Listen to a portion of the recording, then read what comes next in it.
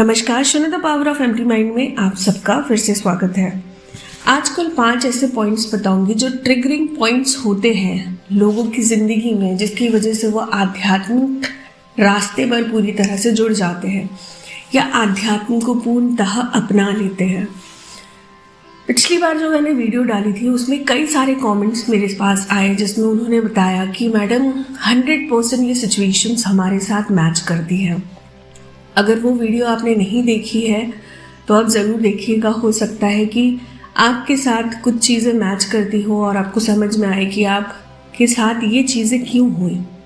उसमें एक पॉइंट था जिसमें मैंने बताया था कि जो स्पेशल पीपल होते हैं उनके साथ फिज़िकल अब्यूज़ होता है। फिज़िकल अब्यूज़ भी 2 किस्म के होते हैं। एक होता है जब आपके पेरेंट्स आपके ऊपर बहुत मार धाड़ करते हैं और बहुत तरीके से आपका शोषण करते हैं, मतलब हाथ उठाना, हर बात पे चिल्ला देना, बात को ना समझना, आपको ना समझना। और एक होता है सेक्सुअल अब्यूज़।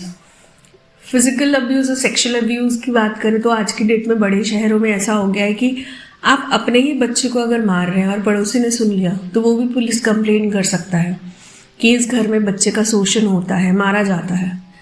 और अभी के टाइम पे बच्चों को गुड टच बैड टच के बारे में बहुत कुछ सिखाया जाता है बहुत छोटी उम्र से।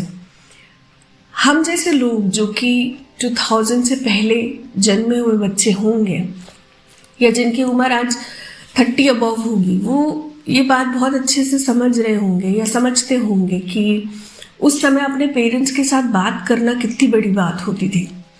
अगर फिज़िकल अब्यूज़ तो ठीक है, पेरेंट्स कई बार गुस्से में मार भी देते थे और मुझे लगता है कि जितने भी 30-35 ईयर्स के लोग होंगे वो तो खूब पिटे होंगे। मैं खुद एक लड़की होने के बावजूद जब मैं कॉलेज में थी तब तक मेरे पापा ने मेरे पे हाथ उठाया क्योंकि उनको कुछ ईजिली बात समझ में ही नहीं आती थी। 1 से 2 बार बोलना पड़ा तो हाथ उठ जाता था उनका। और वो आर्मी में थे तो बहुत स्ट्रिक्ट थे हमारे साथ। मुझे ऐसा लगता था कि फिज़िकल अब्यूज़ हर किसी के साथ नहीं हो सकता, जैसे जिसको हम सेक्सुअल अब्यूज़ बोलते हैं। कई बार तो ऐसा होता है कि अब्यूज़ करने वाला आप ही के घर का कोई होता है या आपके पेरेंट्स के बहुत क्लोज होता है।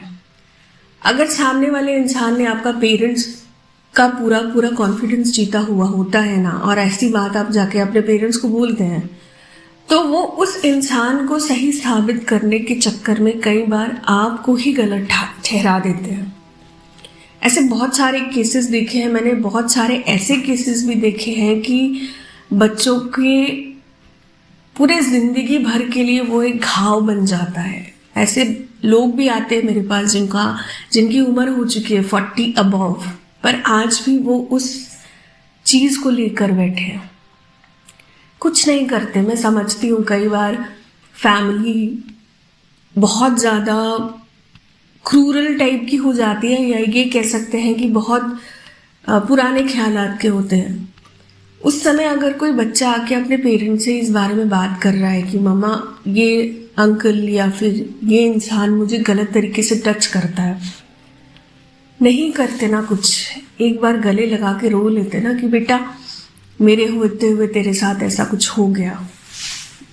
शायद उस समय नहीं समझते हम, पर जब हमारी उम्र उतनी हो जाती है कि हम मैच्योरिटी में पहुंच जाते हैं तब कम से कम खुद को दिलासा तो दे पाते ना कि उस समय मम्मी कुछ कर नहीं पाई, पापा कुछ कर नहीं पाए, पर पापा मम्मी बहुत रोए मेरी उस कंडीशन पे।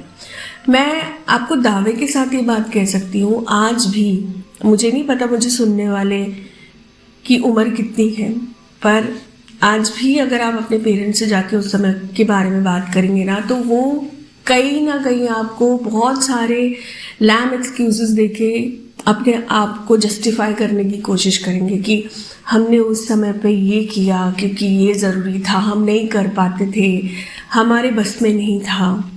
पर उस बच्चे का क्या?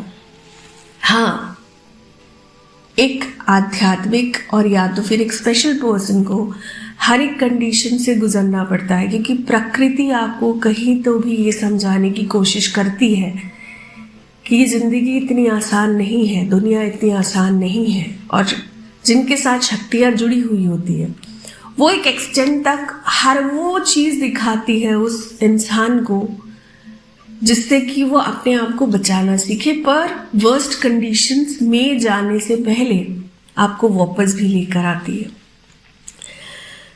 मैं नहीं जानती कई सारे लोगों के साथ कितना क्या हुआ, पर आज ये बात बोलना भी कि मेरी सहानुभूति उन लोगों के साथ है, बहुत छोटा सा शब्द है। खैर, वीडियो का टॉपिक शुरू करते हैं। पहला पॉइंट, ऐसे लोगों के ज़िंदगी में ना एक बहुत बड़ा धक्का आता है। कई बार एक्सीडेंट हो जाता है, या जीवन में एक तो इनके दोस्त होते नहीं हैं, पर जो क्लोज होते हैं वो एकदम से उनके जीवन से चले जाते हैं। अब ये कोई रोमांटिक रिलेशनशिप भी हो सकता है, कोई कॉन्फिडेंशियल रिलेशनशिप भी हो सकता है, या फिर कोई ऐसा रिश्ता भी हो सकता है जिसके साथ वो अपने आप को बहुत जुड़ाव महसूस करते थे। और कई बार इतना बड़ा एक्सीडेंट हो जाता है कि डॉक्टर्स भी बोल देते हैं कि इनके पास समय कम है, और एकदम से ये ठीक होकर आ जाते हैं और उसके बाद उनकी ज़िंदगी पूरी तरह से चेंज हो जाती है। दूसरा पॉइंट,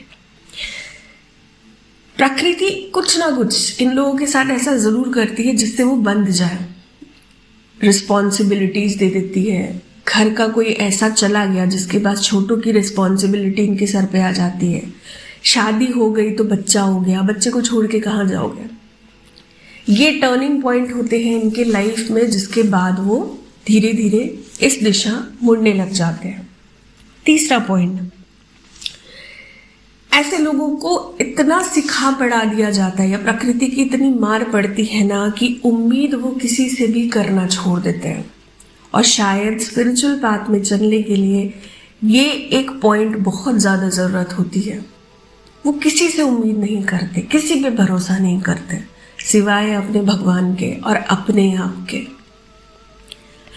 चौथा पॉइंट, हर जगह से हार मिलती है, हर जगह से उनको ऐसा लगता है कि रास्ता ही बंद हो गया है। कोई बिजनेस स्टार्ट कर रहे हैं तो ठप पड़ गया, कोई काम कर रहे हैं तो चलते चलते एकदम से रुक गया।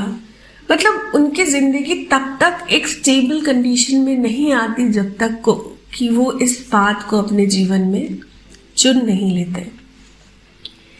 पांचवा और आखिरी पॉइंट, एक नई उम्मीद की शुरुआत होती है इनके जीवन में जब वो स्पिरिचुअल पाथ पे आते हैं। स्पिरिचुअल पाथ पे आने के बाद इतने टेस्ट्स होने के बावजूद भी ये कभी हार नहीं मानते हैं, क्योंकि जीवन में उनको अपने जैसा अपने हिसाब से कुछ करने के लिए अब मिल जाता है। इसीलिए उनके जीवन में ये उम्मीद सबसे बड़ी बन जाती है। आशा करती हूँ मेरी इस वीडियो से आज आपने नया कुछ ज़रूर सीखा होगा। चैनल को लाइक और सब्सक्राइब करना ना भूलें, फैमिली को बढ़ाते रहिए।